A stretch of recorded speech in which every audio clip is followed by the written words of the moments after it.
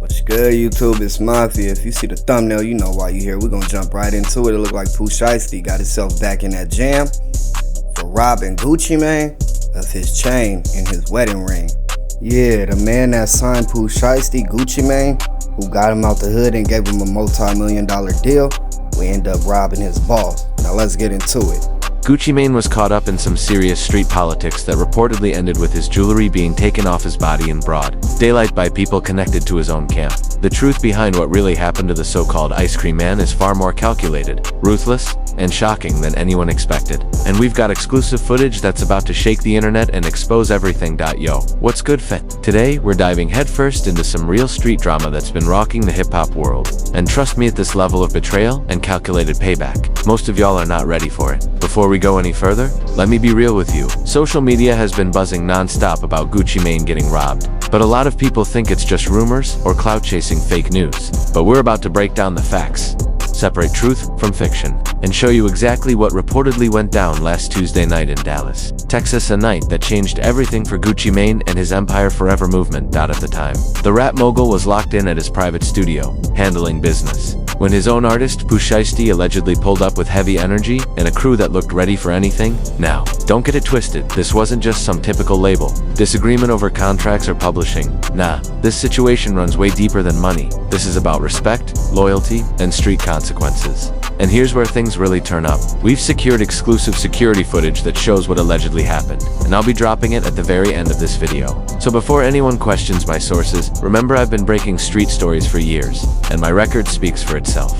When I say something went down, it's because it did exactly the way I'm about to lay it out. So let's get into it. Around 11 p.m. Tuesday night in Dallas, Gucci Mane was in his studio working on new heat for an upcoming project when POOH SHIESTY reportedly arrived unannounced, accompanied by 3 Memphis associates. And if you've been following the tension, you already know POOH SHIESTY had been feeling a certain way about how Gucci handled the situation surrounding Big Scar's funeral. God passed it away, like to this day I still ain't really got over that. It's my little cousin, to tell me welcome home, still messing with me up for real, so I ain't really got over it yet. Now, in the streets, loyalty means everything. When an artist passes away, especially someone young and talented like Big Scare, the expectation is simple. The label boss is supposed to step up. Funeral expenses, family support, all of it. That's just how it's supposed to go. But according to people close to the situation, things played out very differently with POOH SHIESTY. He reportedly felt like Gucci Mane completely disrespected his fallen brother's legacy and left the family to deal with everything on their own.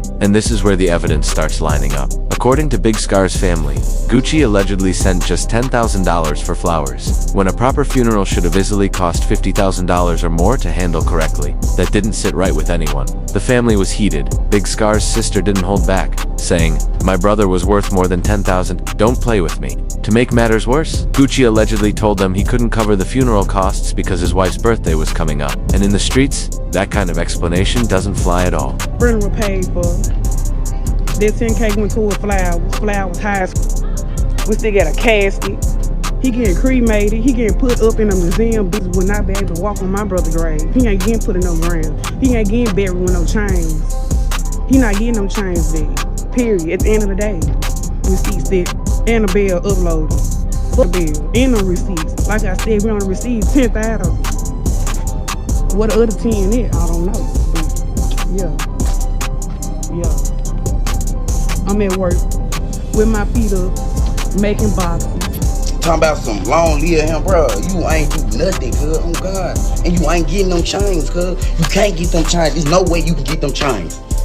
The minute that them folks called your phone to see if you was gonna pay for the funeral, you blocked them. That's not real, cuz. On God, that's not real. I thought Gucci was rich too. Food all over. But let me add some deeper context so y'all really understand why this situation hit POOH SHIESTY so hard. Big Scare wasn't just another artist signed to the label. That was his day one brother from Memphis. They came up together in the trenches, shared the same struggles, the same grind. So when Scare passed, POOH SHIESTY didn't just lose a label mate, he lost family. And when Gucci didn't handle the funeral the way he expected, it became personal. Now, here's where things go beyond funeral drama. POOH SHIESTY had been sitting with that pain for months, letting it build, letting the resentment grow. By the time he walked into that Dallas studio, He wasn't there to record music or talk business. He came to make a statement and to execute what would turn into one of the boldest moves of 2024. Real talk. From the moment POOH SHIESTY stepped up to Gucci Mane, the energy felt off. This wasn't a friendly meeting or a creative sit-down. He looked Gucci straight in the eye and made it clear. He didn't want to be part of the label anymore, and he told him exactly why. Things heated up fast. Gucci tried to calm the situation, talking about loyalty, keeping the team together, and working through the issues. But POOH SHIESTY wasn't trying to hear any of that. He was locked in, speaking from a place of pain, letting Gucci know how deeply the big scare situation affected him. He told Gucci straight up, "You left my brother's family hanging when they needed you the most. You got millions, but you couldn't properly bury my homie. That's not the kind of boss I want to work for." Gucci attempted to explain himself, but at that point, POOH SHIESTY was done listening to excuses. After about 25 minutes of voices raised and tension filling the room, POOH SHIESTY made his decision. He told Gucci, "I'm done. This is the last conversation we'll ever have." Then he grabbed his things and walked toward the door. But here's the part nobody inside that studio saw coming.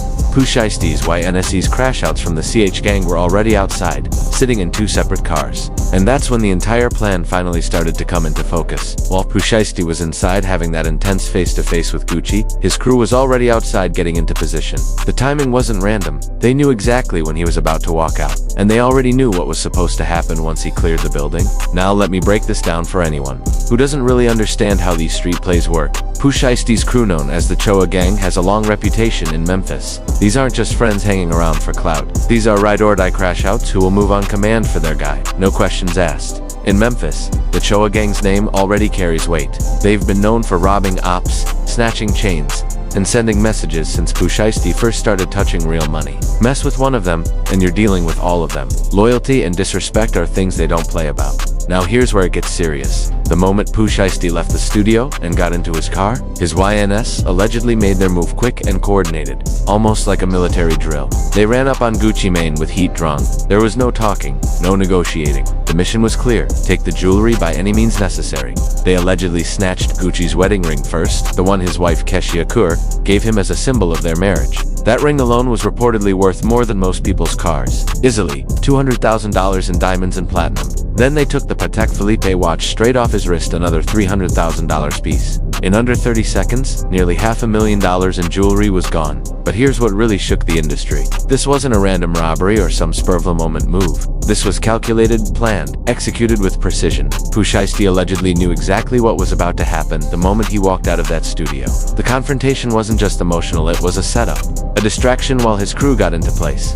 In the streets, a move like this sends a message that goes way beyond money. It's not just about chains or dollar amounts. It's about disrespect, payback, and reminding people that actions come with consequences. And this was POOH SHIESTY's way of letting Gucci know the big scare situation wasn't forgotten and that street justice was being served. How SRT to be exact, you know, this the faster key. They come with black keys, but when you got this key, make the car fast. You unlock all the engine power. But you know, this my first track out. Been one bad. I got this on Gucci Mane's birthday. Like, he gifted me this at his birthday dinner. The dinner was almost over. We leaving out. I'm thinking I'm finna go get back. The aftermath hit fast. Once the robbery allegedly went down, Gucci Mane had no choice but to immediately cut ties with POOH SHIESTY and remove him from 1017 Records. That relationship was finished, no coming back from it. But by then, the damage was already done.